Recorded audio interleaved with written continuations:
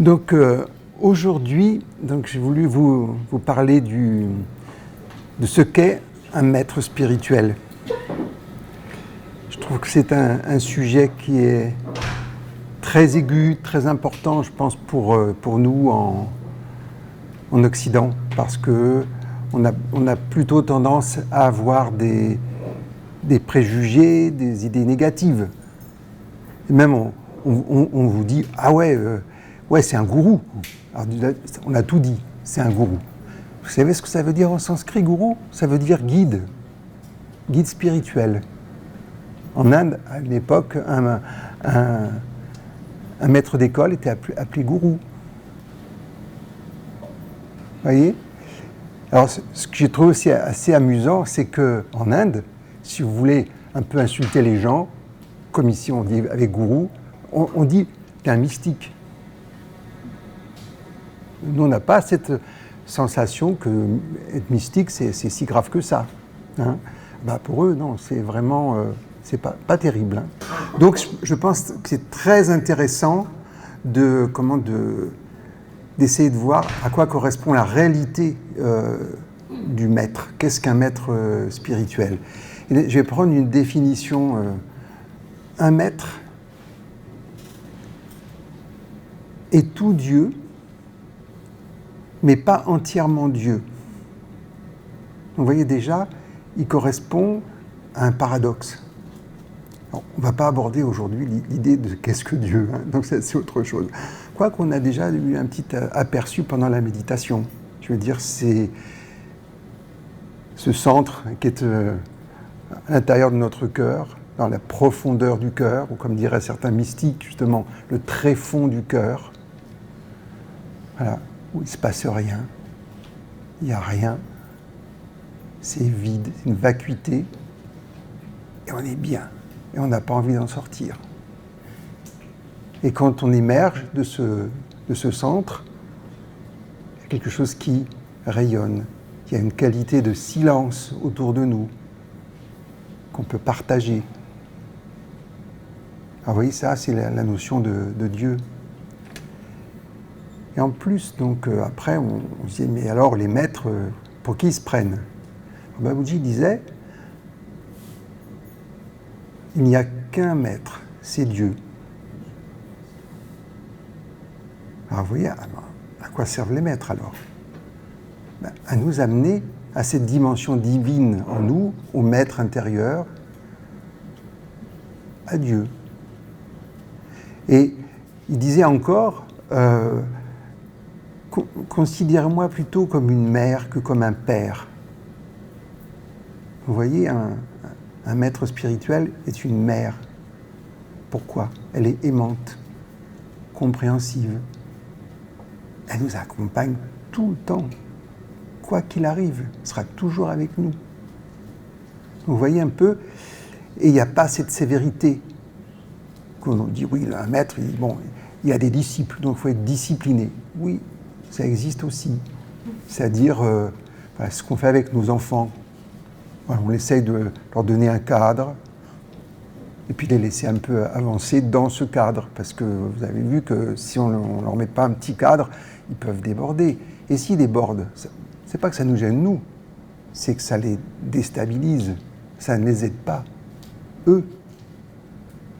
Donc il faut à la fois leur laisser une grande liberté, et en même temps un cadre, et les guider. Donc sommes-nous les gourous de nos enfants? Alors c'est très important, parce que quand on voit avec nos enfants, surtout quand ils grandissent, on peut de moins en moins dire de choses. La seule chose qu'on puisse faire vraiment bien, c'est d'être présent, de les aimer, et de répondre de manière parcimonieuse à leurs questions, quand ils en posent, si ils en posent. Vous voyez? Donc, une chose aussi que j'avais bien aimée ça, de Charidji, c'est l'anniversaire aujourd'hui et demain, c'est le disciple qui fait le maître. Qu'est-ce que ça veut dire? ça va dire que qu'est-ce qu'on laisse comme liberté à notre maître? Quel lien on établit avec lui ou avec elle, hein, parce que ça peut être une femme. Est-ce qu'on met des restrictions? Est-ce qu'on ne met aucune restriction? Alors, vous voyez, c'est ça la difficulté, c'est que on a encore ce côté d'abandon. On parle, il faut s'abandonner. Voilà. Voilà. Mais qu'est-ce qu'on abandonne? On abandonne juste notre moi, notre ego, et on le confie un certain temps à une personne en qui on a confiance. C'est ça le maître spirituel. Mais qu'est-ce qu'il veut un maître spirituel pour nous?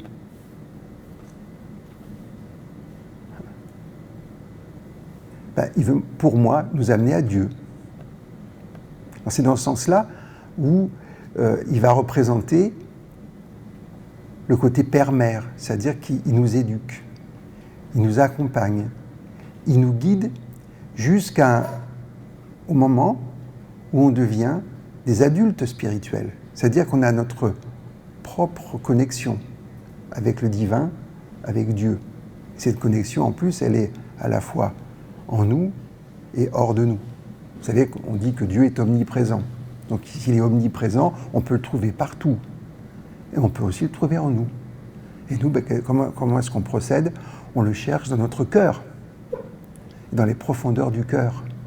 Parce que on associe cette quête à l'amour. Là, c'est beaucoup plus sympathique parce que c'est beaucoup plus doux. Il y a une douceur. On retrouve ce concept de mère. Et il y a des pères aimants aussi, quand même. Vous voyez? Alors on dit, non mais, un maître, il amène les gens à lui, il les garde. Ben non, comme vous gardez vos enfants, quoi. Je veux dire qu'à un moment donné, ils prennent un peu leur envol, c'est l'adolescence. Puis quand ils sont adultes, naturellement, ils font leur propre famille, ils ont un métier, ils quittent la maison. Mais est-ce qu'ils coupent avec des parents aimants? Pas du tout. C'est une autre phase. Et donc, à partir de là, la connexion, elle est directement. C'est dans ce sens-là où on parle de union. Union avec Dieu. Union avec le soi, avec un grand S. Parce qu'il y en a qui sont gênés par le mot de Dieu. Tout ce qui a été mis sur Dieu. Je vous rappelle que Babuji disait « Dieu, c'est un centre qui n'a ni nom, ni mental, ni attribut. » On pourrait continuer comme ça, ni. Donc, on ne peut pas vraiment le comprendre, mais on peut l'expérimenter. C'est ce que nous faisons dans la méditation. On expérimente cette dimension en nous. Et là, on peut dire que l'on connaît cette dimension, parce qu'on l'a expérimentée. Et ce qui est intéressant, c'est ces façons, quand on rencontre des maîtres, des saints, des êtres de lumière, ce qui se passe à ce moment-là. Il y a quelque chose, moi je me souviens, la première fois où j'ai vu Babuji, j'étais complètement sidéré. Je disais, waouh, qu'est-ce qui se passe? Je ne voulais plus le quitter. Alors je n'étais pas du tout un dévot, non. Bon, je voulais un maître spirituel pour aller à Dieu, justement, et puis bon, il y en avait un qui s'est présenté, c'est lui, très bien, je travaillais avec, très bien, je vais l'utiliser, très bien. Puis lui, je ne sais pas ce qu'il fait. Il rayonne quelque chose. Et à ce moment-là, mon âme fait « waouh ». Oui, c'est ça. Et je suis étonné aussi même de ma propre réaction. Et plus tard, dans les années qui ont suivi, il m'a fait découvrir des dimensions d'amour. Parce que moi, je cherchais ça. Et je le trouvais assez fabuleux. Donc, vous voyez, quand vous avez des êtres comme ça, qui sont porteurs de cette dimension, qui la rayonnent, et après, on s'aperçoit qu'ils font plus que ça, ils transmettent. Et quand on est en leur présence, et on l'a vu aussi avec Sharedji, c'était la même chose, on est là, on peut passer des heures. Au début, on a des questions, après on n'en a plus, hein, ça s'épuise les questions. ou si on avait des questions, on les a oubliées. Donc on est vraiment bien. Il se passe quelque chose. Et donc on dit souvent, quand on est en présence d'un maître vivant, on est en présence de ce fameux centre. Quelque part, on est réellement nous-mêmes, pleinement nous-mêmes. Et comment est-ce qu'il fonctionne? Par résonance. Tout simplement par résonance. Ils transmettent leur état. Et nous, en fonction du degré d'ouverture, d'abandon, d'effacement, on reçoit. Alors évidemment, on va recevoir plus ou moins graduellement. Vous voyez un peu voilà, ce qui se passe dans la réalité de la présence d'un maître. Et après, vous vous rendez compte que quand le lien est établi, c'est-à-dire un lien, ça va dans les deux sens. C'est ce qu'on accepte qu'il soit et comment on est accepté aussi par la personne qui est en face. Donc il y a ce lien. On s'aperçoit que l'on soit à côté ou à distance, c'est pareil. Les lois de l'espace-temps sont abolies. Et on se rend compte qu'il y a une présence qui peut être même permanente. Vous vous rendez compte un peu comment... Alors ça, c'est une expérience. Il ne faut surtout pas adhérer, croire à ça. Il faut l'expérimenter.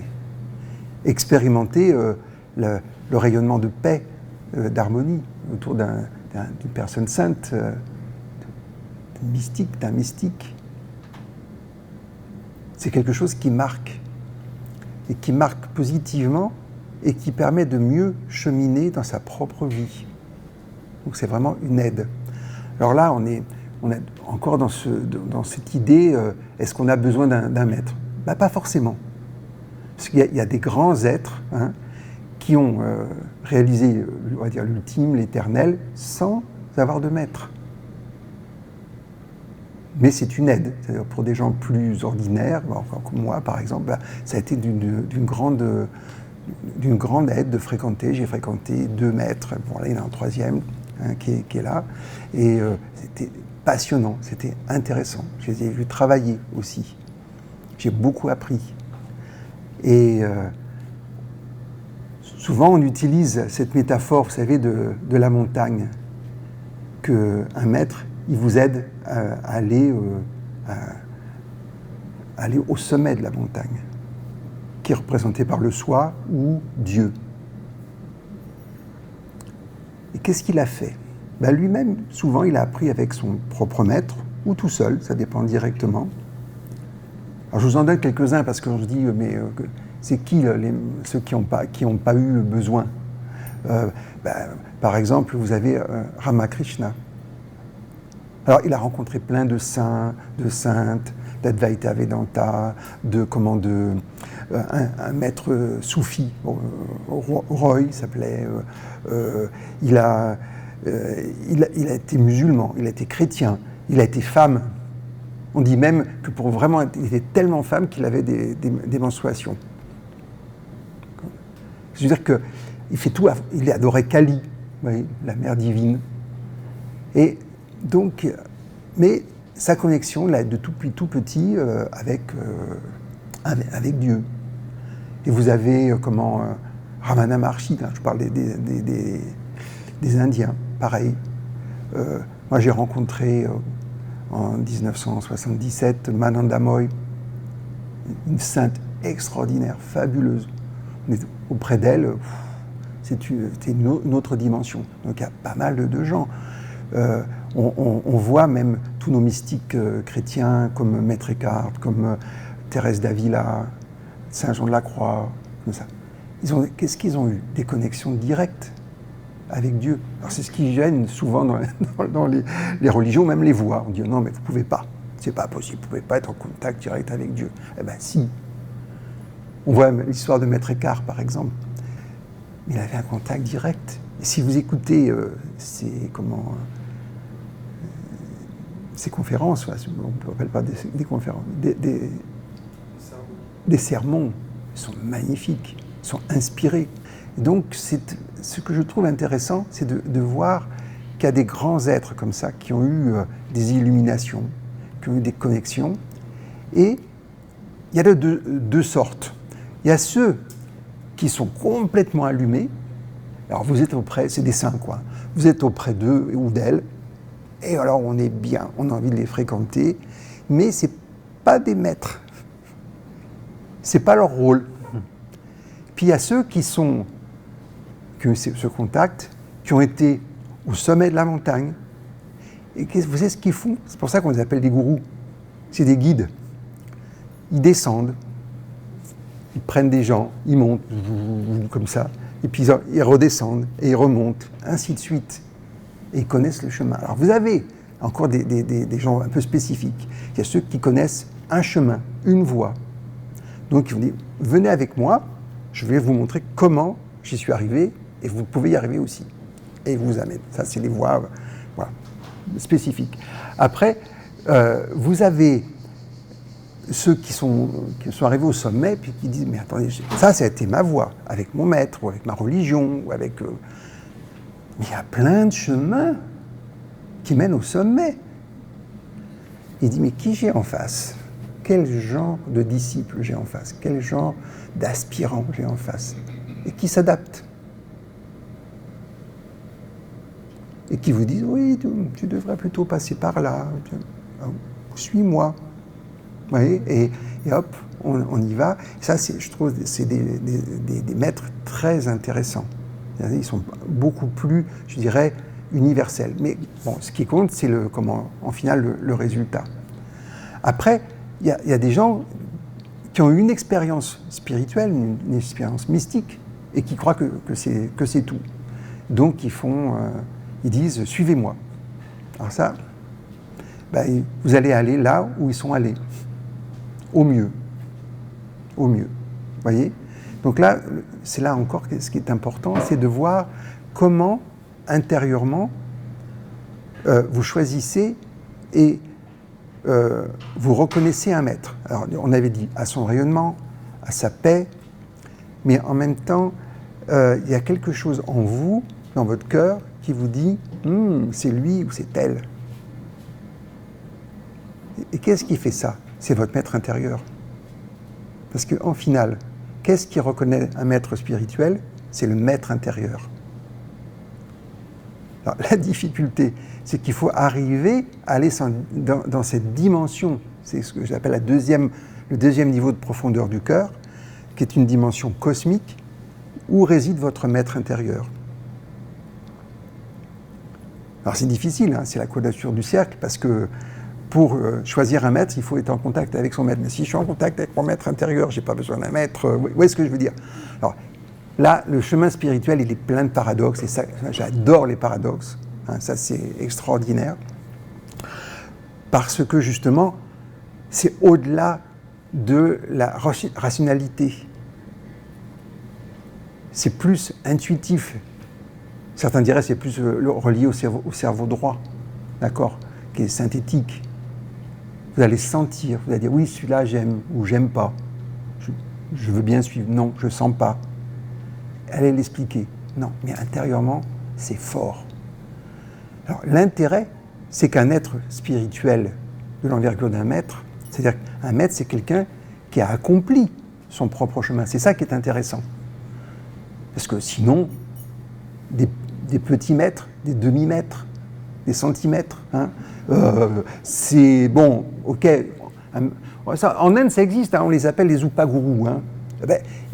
Ce sont les maîtres de la vie. Vous les rencontrez un moment, ils vous amènent quelque chose, ou des fois pas, hein, mais, et puis vous apprenez quelque chose. Alors que nous, ce qui nous intéresse, c'est quand même des gens qui ont fait le chemin et qui font des allers-retours.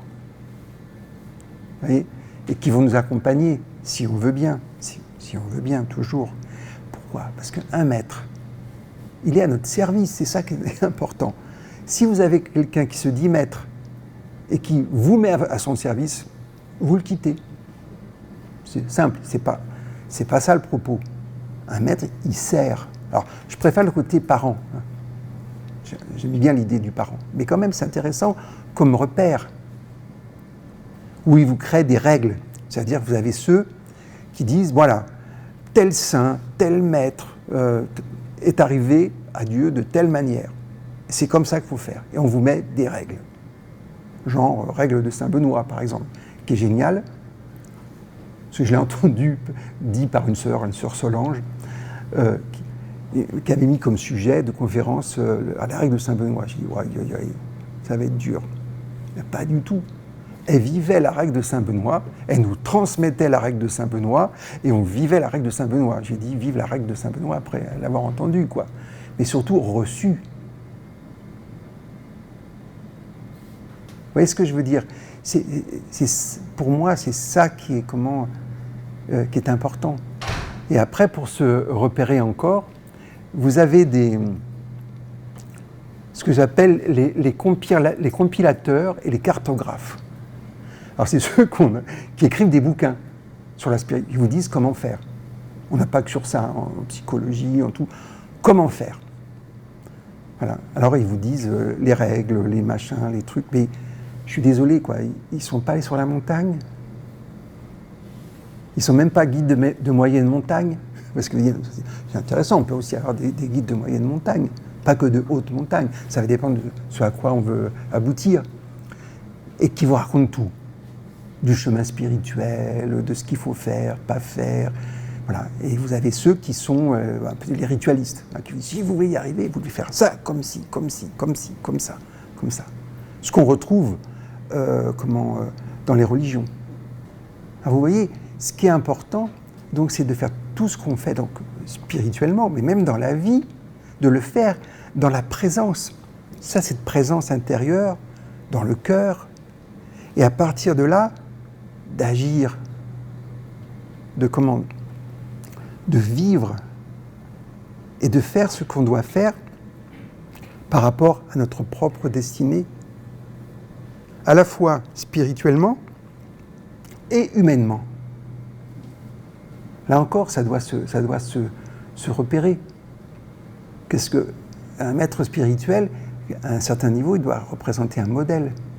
Alors, pour moi, un modèle intérieur. C'est le plus important.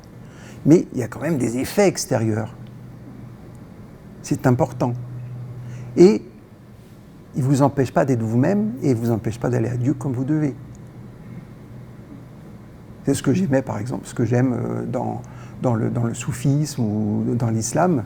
On dit, mais la relation de la personne, du musulman, donc, elle est directement avec Dieu. Il n'y a personne entre. Et le prophète disait, même pas moi. Alors après, vous avez, ouais, mais dans le soufisme, on a des silsilas, c'est-à-dire des chaînes initiatiques qui passent à travers des maîtres, des lignées de maîtres, et qui aboutissent tous au prophète et à Dieu. Vous voyez ? Donc là encore, ça nous montre quoi ? Ça nous montre qu'il y a des chaînes d'enseignants, de maîtres qui forment des maîtres. Alors il y a des lignées où ils forment un maître, et il y a des lignées où ils forment plein de maîtres. Pas des disciples. Qu'est-ce que ça veut dire être maître ? Ça veut dire maîtriser. Alors, on voit bien là maintenant nos pauvres étudiants qui font des Master 1, Master 2, quand ils y arrivent, à rentrer dedans. Et puis donc, ils sont censés maîtriser le sujet. Puis vous vous rendez compte après, quand ils font des licences, là, pas des licences, mais des maîtrises pour enseigner à nos petits dans l'école primaire ou en maternelle. C'est sûr qu'une maîtrise de maths, ça aide quand même pour enseigner aux enfants. Ça, c'est clair. Mais c'est intéressant, je trouve.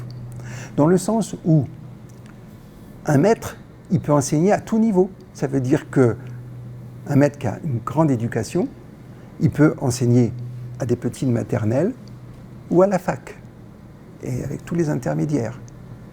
Qu'est-ce qu'il fait ? Il s'adapte. C'est ça qu'on demande. C'est ça. On appelle la pédagogie. Mais il s'adapte à son élève, à son disciple, pour l'accompagner. voir ses difficultés. Alors, nous, on a l'habitude avec nos enseignants, nos maîtres, ils parlent, c'est normal, c'est leur... Mais là encore, je veux faire distinction. Un maître peut être un enseignant, mais pas forcément un enseignant. Il y a des maîtres qui ne parlent pas. Et tout se fait intérieurement, dans le silence. La communication est intérieure. Et ils disent eux-mêmes, ils reconnaissent un disciple avancé parce qu'il reste dans le silence. Il ne pose pas de questions. Et les réponses viennent par une forme de dialogue et d'échange intérieur, une communication intérieure avec ou sans mots. Alors, souvent c'est sans mots, mais il peut y avoir des mots aussi qui viennent intérieurement. Et puis, il y a des disciples qui ont besoin qu'on leur parle, qu'on leur explique les difficultés, l'enseignement. Donc vous voyez, il y en a qui disent qu'ils sont des maîtres, mais ce sont des enseignants, des érudits. Mais ils ne sont pas là pour vous guider forcément spirituellement. Ils sont enseignants. Alors vous avez vu, on en a vu beaucoup déjà. On a vu les cartographes, les compilateurs, alors, les enseignants, les conférenciers. Il y a des gens qui vous font des conférences, ils sont des parleurs extraordinaires. Eh ouais, mais ce n'est pas des maîtres. Vous voyez ce que je veux dire? Donc il y a tout ça. Est-ce que je suis contre ça? Non, pas du tout. Tout le monde a sa place. On a besoin. Regardez maintenant la littérature qu'on a, et de qualité. Et il y en a qui arrivent à faire des synthèses, qui arrivent à nous donner des renseignements mais vraiment précieux et utiles. Alors qu'avant, c'était difficile. Dans l'ancien temps, avant Gutenberg, c'était très très difficile d'avoir des ouvrages. Donc tout est intéressant, mais il faut savoir ce que l'on peut attendre. Alors, vous vous rendez compte que le vrai enseignement se fait dans le silence. C'est pour ça qu'on médite. Et qu'on va dans la plus grande profondeur de notre cœur. Et qu'est-ce qui passe? La transmission. C'est ça la transmission de Pranavuti. L'énergie sans énergie, voilà, un souffle qui vient du centre, donc de Dieu, et qui va nous alimenter, une fois qu'on aura bien nettoyé ce fameux cœur, et qui va nous permettre de progresser spirituellement. Et une chose qui est intéressante aussi quand on se trouve en présence de saintes personnes ou de maîtres, c'est de ressentir la grâce divine qui descend. Ça vous donne l'impression de descendre comme une pluie.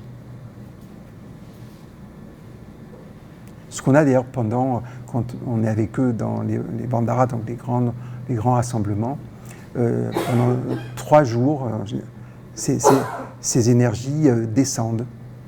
Cette grâce descend. Et d'autres, on avait des maîtres, je pense à Jeanne Guyon par exemple, qui transmettaient la grâce de cœur à cœur. Il y a des mouvements de grâce qui arrivaient. Et c'est intéressant de voir justement la discussion qu'elle avait avec Fénelon. Vous savez que Fénelon était... on a une école, Fénelon ici, et un évêque, et qui était c'était l'éducateur du dauphin. C'était l'enseignant du dauphin, le précepteur du dauphin. Et il était plutôt raide comme type. Sauf qu'un jour, il était en contact de Jeanne Guyon, elle lui a transmis la grâce. Et il l'a reconnu comme maître. Il ne pouvait pas faire autrement. Alors qu'elle représentait une laïque, alors pas terrible, pire, une femme. Vous vous rendez compte? Et il lui a touché le cœur elle lui a touché le cœur avec la grâce. Et donc, il y a des écrits assez intéressants à voir entre eux. Etc., etc. Il y a des êtres extraordinaires Je pense encore, quand je pense à ça, je pense à Hildegard de Bingen, par exemple, tout ce qu'elle a pu faire, enseigner, et elle disait au roi, au pape, « Monseigneur, je vous obéirai tout le temps, sauf si Dieu me dit autrement. » Voilà le genre. Voilà. Donc, des femmes libres quand même, c'est intéressant. Mais libres comment? Elles ne revendiquaient pas leur liberté. Elles étaient libres. Je veux dire, on ne pouvait pas l'enfermer, on ne pouvait pas la restreindre. Elle était en Dieu. Donc, c'est quoi être en Dieu pour elle? Abandonner à l'amour de Dieu, abandonner, totalement abandonner. Donc c'est là où c'est intéressant de les prendre, tous ces êtres, comme des modèles, savoir comment est-ce qu'ils ont procédé. Donc vous voyez, là encore le paradoxe. Pour être plus pleinement nous-mêmes, il faut s'effacer soi-même. Alors je vous le redis, les termes chrétiens, c'est anéantissement de l'âme charnelle. Moi. Pour les soufis, fana. Pour nous, c'est le pralaya. Ouais, c'est tout un tour. Je dis, oh là là, c'est l'apocalypse. Mais pas du tout. C'est juste l'effacement de l'illusion du moi pour que nous soyons réellement nous-mêmes. Et pour ça, quand on est pleinement en Dieu, dans cette dimension de Dieu, on est pleinement nous-mêmes. Et on peut mener notre vie comme on doit, de manière spécifique, autonome. C'est ça, être adulte spirituel. Parce qu'un maître, il n'est pas là pour vous dire ce que vous avez à faire dans votre vie. Surtout pas. Et il ne veut pas en plus. Parce qu'en gros, qu'est-ce qu'il a envie de faire? C'est de vous enseigner en silence. Parce que quand on parle en silence, on ne fait pas de mots.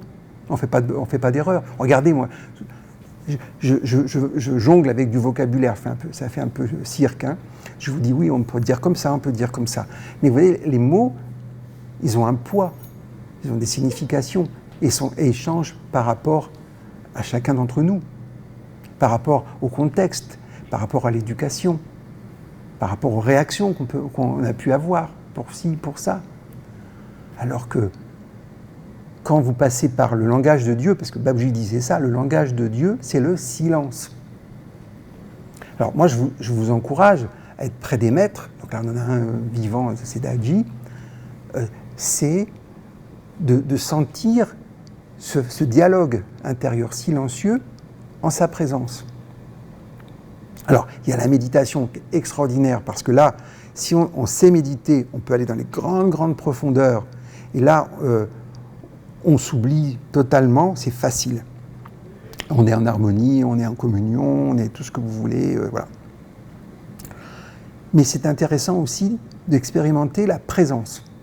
Alors, de Daji, parce que bon, on le connaît, mais de saint, de sainte, de mystique, et de voir l'effet que ça a sur nous. Donc là encore, dans l'enseignement, comment procéder? Eh bien, on nous dit, tenez un journal, c'est-à-dire qu'il faut que vous soyez les propres observateurs et observatrices de votre propre développement spirituel, et qui va de plus en plus vers de la subtilité intérieure. Jusqu'à un moment donné où c'est tellement subtil qu'il n'y a plus rien. Et quand c'est comme ça, c'est là, paradoxalement, que vous êtes pleinement vous-même. Et que vous pouvez faire face à vos vies, et que vous pouvez agir de manière efficace. Comment? En vous référant toujours à votre maître intérieur, parce que là, je dis, mais moi je préfère le cœur, donc la profondeur du cœur. Mais ce maître intérieur, c'est la même chose. Qui va vous dire quoi faire, où aller, quoi ne pas faire aussi. Souvent, on disait, quand mon maître disait, quand tu as des doutes, abstiens-toi. Oui, on attend. On attend comment? Intérieur, ouvert, disponible. Et il vaut mieux qu'on fasse une attente paisible comme cela que de foncer vers une erreur. Et c'est pour ça aussi, par exemple, quand vous voyez les maîtres, ils sont beaucoup plus à l'écoute qu'en parole. Ils écoutent. Et quand ils vous écoutent, ils écoutent votre âme, ils écoutent votre essence. et il travaille. Alors vous voyez, c'est là encore, ça ne sera pas cette fois-ci. Je vais développer le mode de travail du maître. Ça, je trouve ça intéressant comme sujet. Mais là encore, on se rend compte d'une chose, c'est que c'est le disciple qui fait le maître. Il va faire ce que vous lui permettez de faire, parce que jamais il force, parce que c'est pourquoi Dieu nous laisse le libre arbitre et pourquoi un maître il ne le ferait pas. Il ne peut pas ordonner un maître. Il peut éventuellement suggérer. Qu'est-ce que tu penses plutôt ? Par là, ou comme ci, ou comme ça, et puis nous on est là, comme ça, voilà. Mais c'est ça. Ordonner, c'est pas ça. Dieu n'ordonne pas. Un maître ne doit pas ordonner non plus. Vous voyez un peu comment ces nuances. Donc, ce que l'on voit par contre, c'est qu'au fur et à mesure de notre croissance spirituelle, notre relation au maître change, évolue.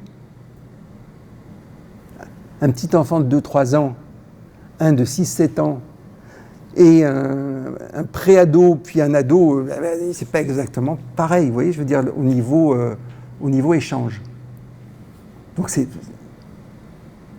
Donc c'est adapté à ce que nous sommes. Et à un moment donné, on devient des adultes sereins, tranquilles. Alors la relation avec un maître, elle est extraordinaire, parce qu'il y a des allers-retours, et il n'y a plus de sensation de maître d'ailleurs, plus rien. C'est simplement, il y a une unité, et puis voilà, c'est comme l'eau, ça flotte magnifiquement. Vous voyez, cette manière d'aborder, elle est vastissime. C'est pour ça que là, j'ai l'impression d'avoir fait que effleurer le sujet. Donc comptez sur moi pour continuer un autre moment à développer cela. Notamment la manière dont il travaille. Ça, je trouve ça passionnant. Donc ce qu'on va faire, c'est que si vous voulez bien, vous allez me poser des questions. Dans la mesure où je peux, je vais vous répondre.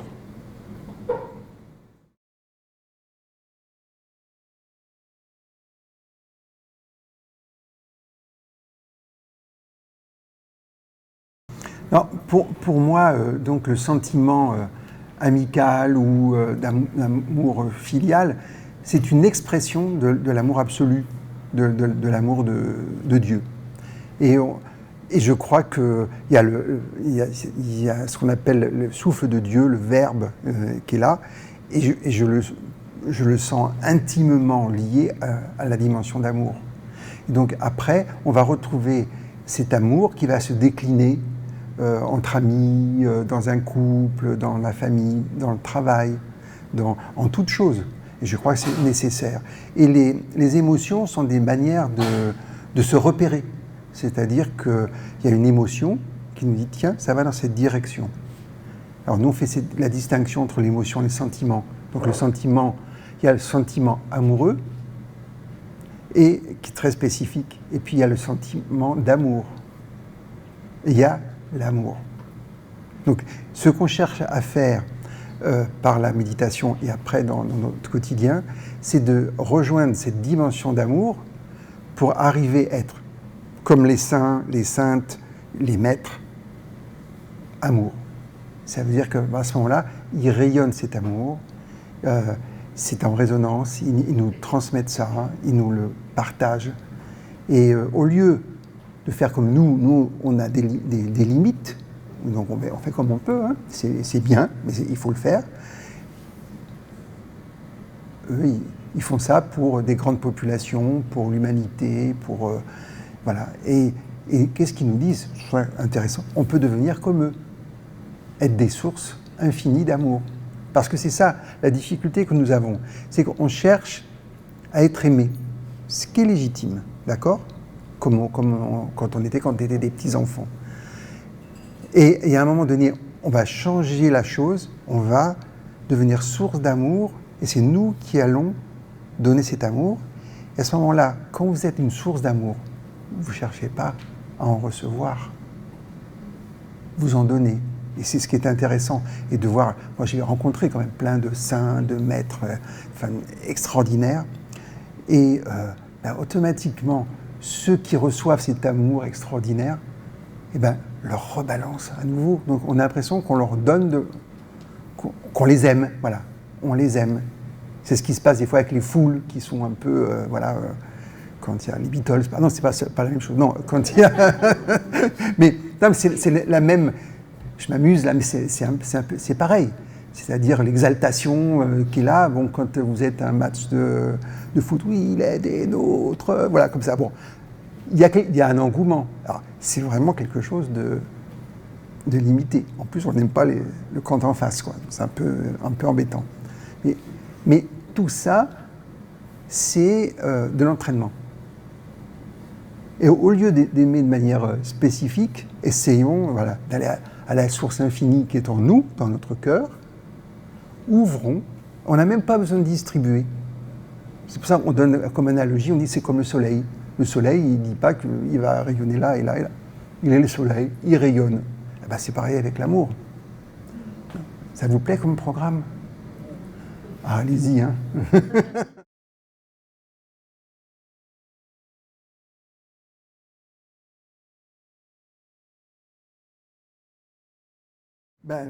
Déjà, de manière efficace, oui, il faut travailler pour. Il n'y a pas de doute. Mais ce n'est pas parce qu'on travaille qu'on va l'obtenir. On prépare le terrain. C'est-à-dire que c'est quand on prépare un terrain pour mettre les graines et recevoir l'eau. D'accord? Notre travail, c'est de préparer le terrain. Et moi, j'ai remarqué, par exemple, et j'ai beaucoup d'estime pour ceux qui le font, qui font un travail sur le vide, la vacuité intérieure. Vous savez que j'aime bien les taoïstes qui parlent du vide médian du cœur. Mais on ne peut pas créer une vacuité. On ne peut pas créer un vide en soi. Il apparaît. C'est quelque chose qui vient. Alors, évidemment, on se met en réceptivité. C'est là où il y a des méditations qui servent à ça, qui nous permettent d'aller vers. Mais, pour rejoindre l'idée de grâce, c'est effectivement une grâce. C'est-à-dire que le zen, on parle de satori, on parle de samadhi, c'est quelque chose qui vous tombe dessus. La grâce ne se manipule pas, par exemple. Autant un maître peut transmettre de l'énergie, il va transmettre l'énergie d'ailleurs qui va correspondre à son niveau, parce qu'il y a des niveaux d'énergie, il y a des niveaux de transmission. Là, il n'a qu'une énergie, il n'y a qu'une transmission. Non. Alors on parle tous de la source, donc qui part de la vacuité. Il n'y a rien. Il y a ce fameux zéro qui est là, dont tout provient. Mais après, vous avez des niveaux de transmission d'énergie. Souvent, c'est le problème du choix de guide, donc de maître, c'est que s'ils n'ont pas été au sommet de la montagne, qui se sont arrêtés sur un camp de base, élevé mais un camp de base, ils vont vous transmettre l'énergie et ce qu'ils sont par rapport là où ils sont arrivés. Donc qu'est-ce qu'on cherche? On cherche des grands maîtres, en gros, hein, et pour qu'ils puissent nous transmettre suivant la source et suivant à partir de cette vacuité. Mais même là, dire qu'on transmet à partir d'une vacuité, ça c'est encore faux, puisqu'il n'y a rien. Alors moi, je m'arrange toujours un peu, j'ai appelé ça le rien-tout, parce que c'est le rien dont tout vient, vous voyez? Parce que sinon, ça s'appelle le néant.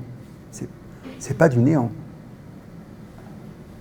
Alors vous voyez, c'est ça. En Dieu, il n'y a rien. Et à partir de ce rien, il y a tout. Alors là, vous voyez, là, c'est presque du De Vos, ce que je vous fais. Mais, de De Vos à divin, vous voyez, c'est pas loin. Hein, mais c'est du jeu mental. Après ça, c'est de l'expérimentation, c'est de l'expérience. Et c'est pour ça, là, on a fait récemment une rencontre interspirituelle. Mais vous voyez, les êtres qui ont accompli quelque chose, il n'y a pas de différence. Il y a des différences quand on parle, différences dans les voix.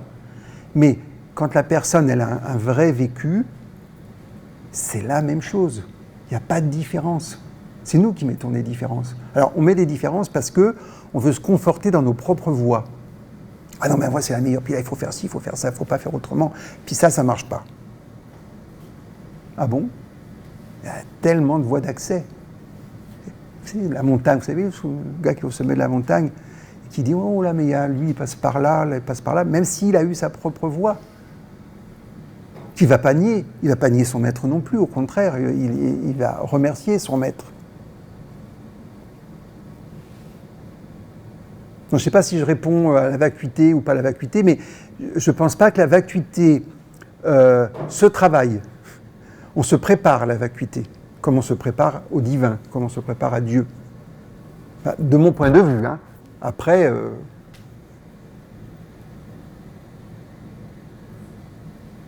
mais ce que j'aime, c'est de voir les effets. Pour ça, j'aime bien, par exemple, les maîtres taoïstes. Voilà, quand ils parlent de la vie, on sent que cette vacuité les porte et qu'ils sont là. Parce qu'eux, ils ne mettent pas de principe de Dieu, ils mettent pas tout ça. Ça ne les intéresse pas. Mais ils ont quelque chose d'absolu qui est là, et ils ont une liberté dans l'existence, un souffle extraordinaire, et ils s'intéressent aux gens, ils sont avec tout le monde, et ils sont magnifiques. C'est ça qu'il faut arriver à regarder. Merci. À bientôt.